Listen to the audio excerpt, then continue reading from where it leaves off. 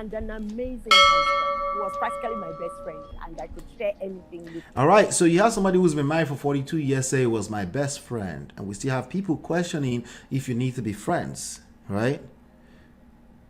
It's not about the friendship thing. It's about the need to spell it out. Like, I've heard people say, I don't need my wife to be my friend. When people have the need to say that, when people have a need to say, I don't need, that need to say that is more important than the actually friendship thing. I'm not worried about the friendship thing. They're like, why is it that you have a need to say that? It's something we should pay attention to. What is it about you that have a need to say, I don't need you to be my friend, I need you to be my wife? Right? It's the same issues when you say, hey, I don't need him to be a leader, I want him to be a partner. It's the same issues. It's not about the partnership thing or the dictionary meaning of partnership or leadership. It's about, where is this urge to repel the idea of a leader coming from? That is more of a bigger deal than the actual dictionary meaning of leadership, right?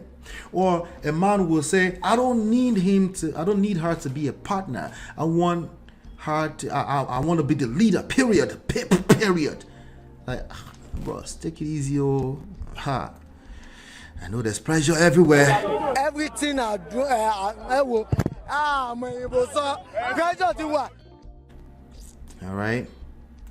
Now, let's flip it on the end. Why does she feel the need to say he was practically my best friend? It's not about the word best friend or phrase best friend. There's something deeper there I want you to pay attention to.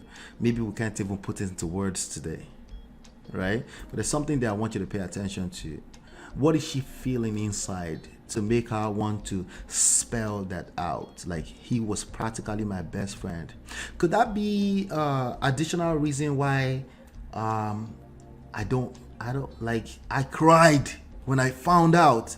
She cried when she found out that this man is cognitive abilities are degenerating, right? But this that she's talking about makes it a little bit easier. Someone's like, well, so are we holding hands and walking around the park every time? We don't give each other space. It's not about that. It's about the feelings. You could see your spouse maybe only 2 hours on most days because everybody's working, but you can't wait to get to him. You can't wait to get back home. Or you can flip it on the end and say, hey, every time it's time to go back home, I don't want to go back home. I can't wait to get to the happy hour because I don't want to go home. I need to stay out as long as I can because I know when I get back home, all of the fun is gone. Fun. A big word that nobody wants to talk about anymore when you talk about marriage. Let's keep going. And I could share anything with him, you know. So in this journey now, it's like I'm looking after my father. Do you understand? That's the way, that's the way. Whatever that is, people are clapping. Whatever she felt, it was contagious. They are clapping. Looking after my father is unconditional. This is my father. It's a feeling. He's not the father, right? They're saying it's like, right? That's basically like, you know what? Yeah, we're all passing through this experience.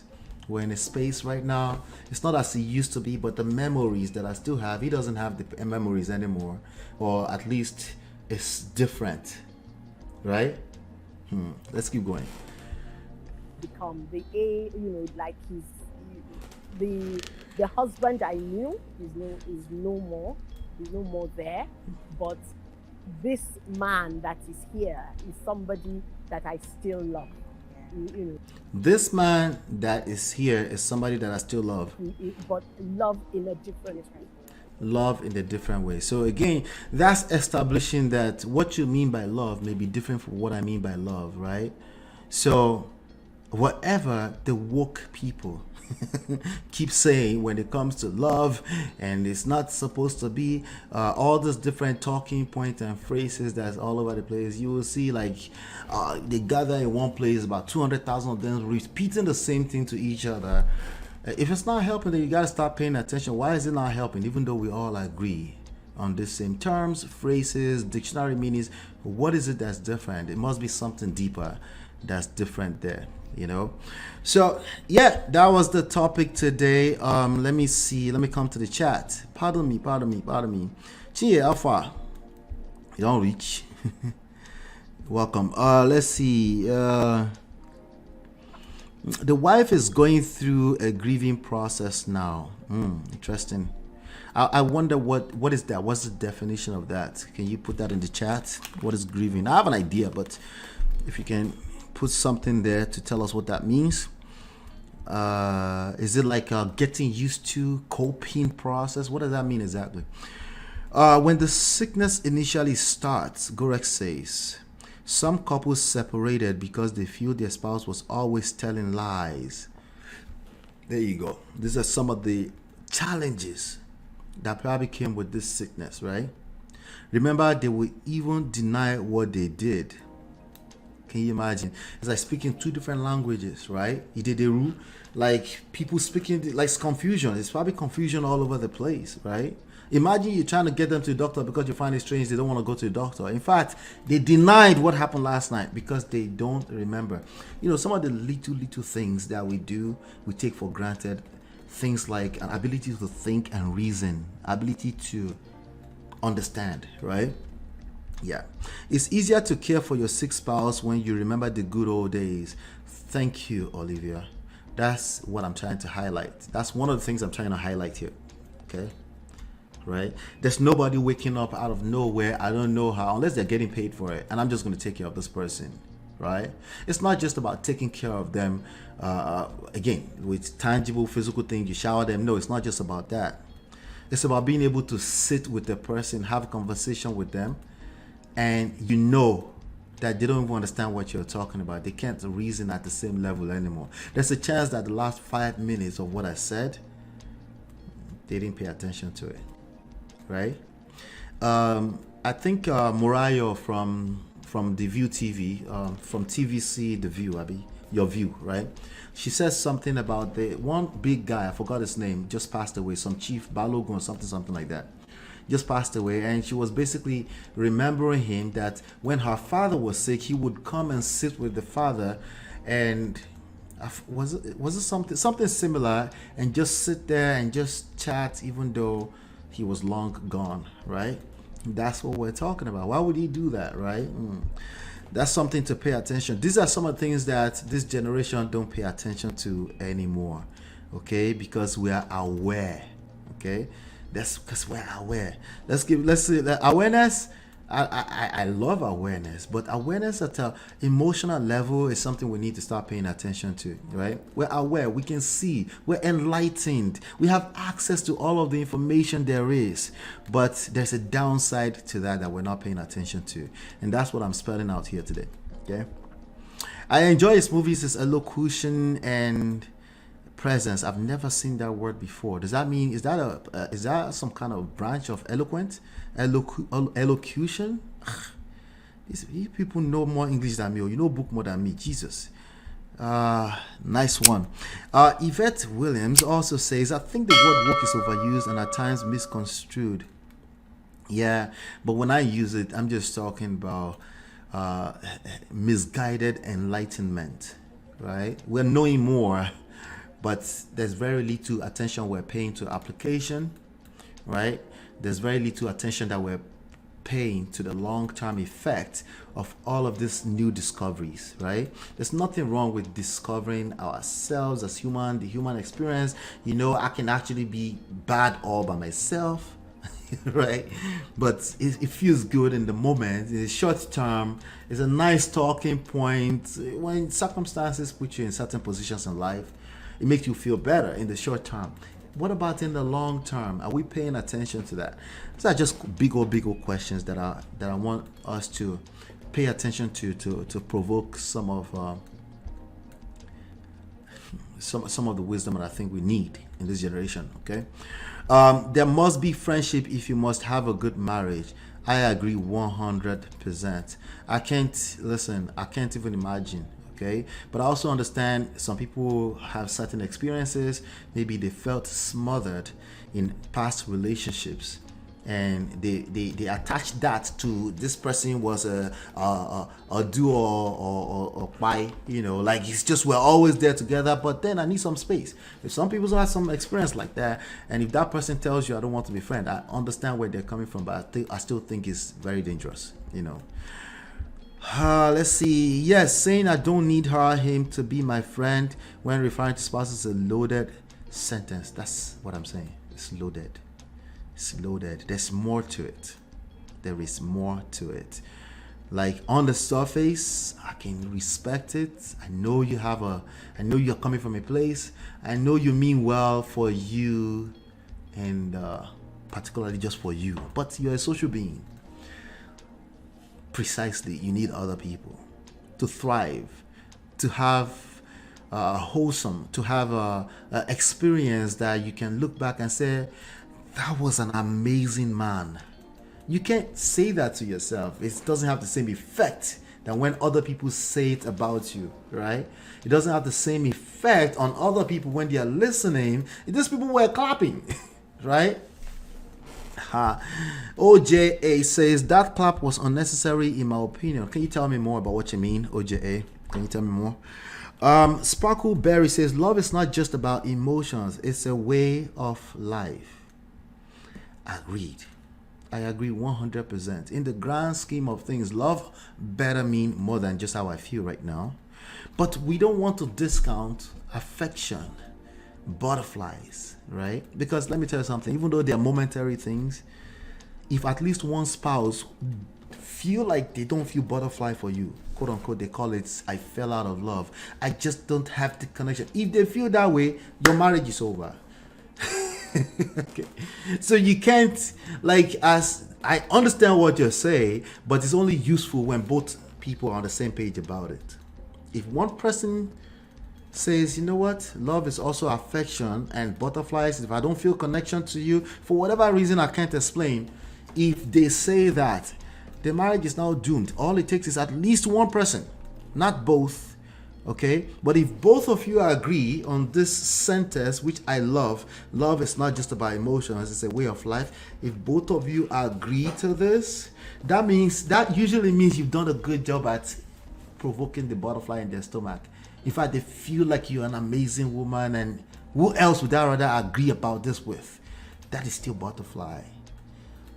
That is still feelings. That is still maybe more sustainable over time. A function of good experiences in the past, right? We need both. We need to stop telling people that we need only one side of this. You need the in love, okay?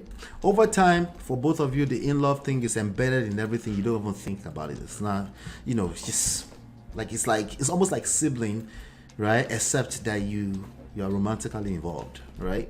You don't have to overthink it over time, especially if you've gone through life tests and come out on the other side, and you look back and wow, that was an experience. You can see it from afar. You can mitigate, right? Anyway, hopefully I was able to provoke some thoughts there. Now, while life, I'm just imagining Olu Jacobs being a vegetable. Yeah, it's a tough one for all of us that remember him on the screen, okay? To me, it is her adjusting herself to his decline and preparing for his passing, yes, which may not be anytime soon. Right? Think about that, about life. It might not, lori or lori. It might not be anytime soon, which is not necessarily a bad or a good thing, right? She might get to a point where she's actually appreciative that at least I can look at him in the eyes, it's right here. That means she's gone through a process. Maybe what you were considering grieving earlier, right? She's gone through that, and she's gone through some process, stages, and she's now on the other side, and she can now see, with rose gold color lens, right? And she's able to adjust, and right? And we can only imagine what she's gone through in that respect. Thank you, Jojo. Jojo said, grieving is in the sense of sorrow and pain she's going through, that she's losing him right before our eyes and can't help him. Yeah. What she knows best is love. Love him till deletion. Jojo, I so agree with your statement. All right. Bon Chance is here. Welcome, Bon Chance. I say it is so sad to hear her refer to him in the past. I think she corrected that. She said she is. I think it was a mistake, but it's two different experiences now, right? Yeah, I think we'll give us some grace there, right? The reality just hits you hard. Urgent reality check about life. Listen, I want us to be enlightened. In fact, precisely what I'm doing here is continue to help us re-enlighten. As I read your chat, I'm learning too, right? But there's always more to the enlightenment. We need to think deeper. After you read a little book, you need to put the book away, reflect. What did you learn? What is it that it means to you for your particular story? Because somebody else is going to try to give you interpretation based off of their own story. And it's all unique. There's too many variables. There's no way that you can have the same interpretations. It might be similar. There are some principles at the core of things, right? But ultimately, you need to process all of this and see what it means to you as a person. The reality just hit hard. Good to know she has wonderful memories. This is very, very important. No one cares about anything else outside of how you make them feel. They remember that it sticks with them, how you make them feel. What being around you feels like lives on, even beyond. Okay? Has wonderful memories to last a lifetime. Kudos to them. I hope she writes a book for posterity. That would be lovely. Matter of procedure, I would love you to do. What did I say I was going to do? I missed that. Miss Cherished Olivia. Bedtime for me, guys. Working in the morning. Good night, Gorex. Shout out to you. Thank you for always supporting. I appreciate you. To do a show about what it means to respect a man. Oh, that one. All right. We have tons of video coming up. Did I tell you we have a we call it my 100 series. Okay, we'll drop the first one this week, so make sure you look out for it. It usually starts with my wife, my husband. Look out for those videos. They're coming out. Okay, may not be anytime soon, because I always hear this saying, men need respect. I really don't understand it. All right, that's a good point. We're going to dissect that soon enough, very soon. It's a big deal. It's a big deal, you know. It's the same way that men don't understand. A lot of men don't understand when you say women want to feel safe, secure, and loved. A lot of men have a hard time. They know what it looks like on paper, but practical is another, application is another ball game entirely. Okay. So yeah, like I said, I'm going to, let me just drop the link right now in case somebody wants to come up. But I'm going to give you today's quote. Okay. And once I'm done with it, I will end the show because we have a lot of things going on this week. Okay. And I want to make sure that I leave enough room. And this week is July 4th too. So there's only so much we can do, you know, in terms of work. Because, you know, me, I will work all the way throughout, but I have people that help me and I can't make them work all the way throughout. All right.